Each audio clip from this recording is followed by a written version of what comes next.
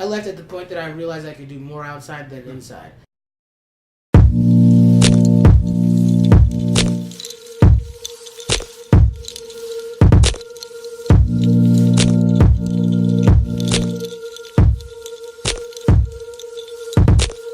My name is Antar Davidson. I'm 32 years old. I was formerly a youth care worker at Southwest Key Programs. I started a capoeira program there, taught English classes and vocational classes, and recently had the opportunity to share my story with the world to great effect, I think. How did you get into working with these kids? Started out with the purest of intentions. I saw this as an opportunity to kind of, give back what had helped my family so much. So I came in there. I saw the opportunity to teach my capoeira class. I interviewed on the strength of that and got in. And just over the course of time, it's just like seeing the structure and dealing with the kind of like the management team, and just became like more and more shocked of the lack of compassion and the way that it was being run. Such a sensitive service, which is dealing with these very traumatic youth who are essentially indigenous kids fleeing genocide. How was this advertised to you? So I went to a job fair, and it seemed to me like if you look at their statements that they made publicly, they very clearly say we're a humanitarian for 30 years and we have been doing this, X, Y, and people of color. And so I was like, well, of course, well, let's do it. Like, I'm with all of those things. Like, the person that had hired me ultimately left. Like, I think she got frustrated from this, but she was like super cool. So I figured, okay, that's the face of the company. When she left, boom, like I saw kind of like, I had already like started to see it like on the lower, but I was like, man, everyone who hasn't had a jerky mid-management person that's kind of a jerk, so I'm like, all right, that can't be everything. Like, was it different at all in how the organization was run before the no tolerance policy? No, it was a very gradual shift, but the most acute result of that zero tolerance policy was we went from having about 5 tender age kids to closer to 70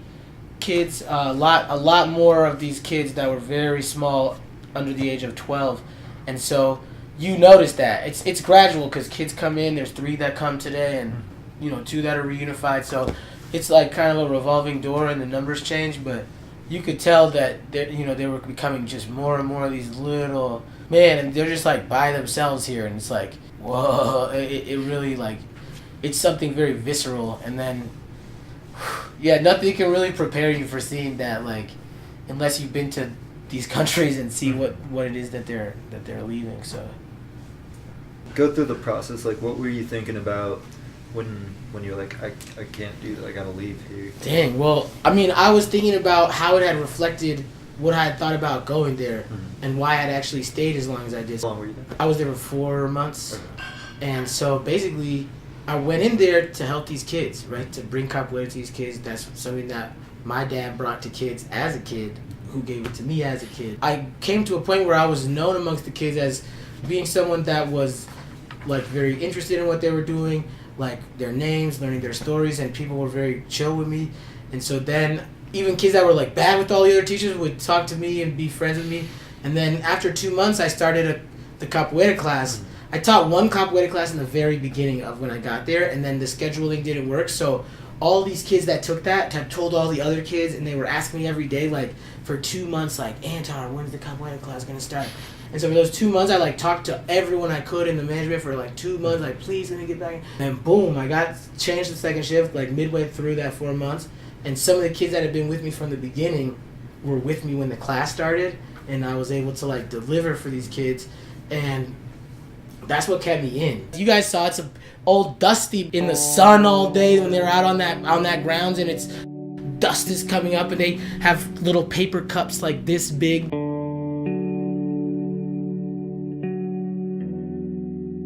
And I wanted to quit.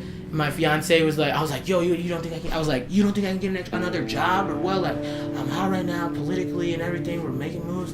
And then she was like, no, it's not that. It's who's gonna be there for those kids? Like, you're the only one doing what you're doing. Like, I was the only one giving them real English classes, teaching them real skills, like, about what they would need when they get out and go into schools, and you know what I mean? Like, when you left, like, were you trying to send a message, or was it just like too much for you? Like, I left at the point that I realized I could do more outside than inside. Because I started talking out to the program directors. I was like, yo, look, I'm kind of uncomfortable with some of the more things practicing, and I don't know how I feel about them morally, and I need a week off. So after 2 days, he said, no, you have to come back to work. And I said, all right, well, you just made it quite easy for me. I'm going to resign on the basis of the direction your organization is taking. So it was like crazy. I try to make change inside the program, and like talking to people outside of the facility, a regional director, and who listened to me. But at the end of the day, like, come on.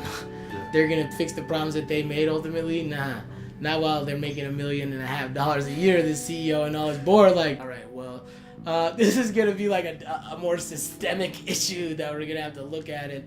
And I realized also if I'd stayed there, I'd be running into more situations where a shift leader would be like, tell those kids not to hug. Hold on to that 5 or 6-year-old. Grab them. You have to use the CPI holds and shit. And I was like, yo, nah, sorry. That even though I got the capoeira kids, like, it's worse that I should be teaching capoeira and then be like, hold on, guys, let me be right back. And I'm like, come on, chill out, relax. Like, obviously people aren't screaming like that. Like, I'm doing that for, like, emphasis, but, like, still, like, it's a hectic situation to have to restrain a 6-year-old kid having a temper tantrum. Like, I don't wish any bad on people, but if that's the cost of people who are defending the rights of children, then yeah. I'm sorry, but the kids are gonna have to take precedence. You look at the purchase orders. That's why doesn't matter what they do. Like, I can tell you so many things that they've done that they have to keep records, and if they don't keep records, then that in and of itself is a problem. Like, they never thought like they would, you know what I mean, get caught like this.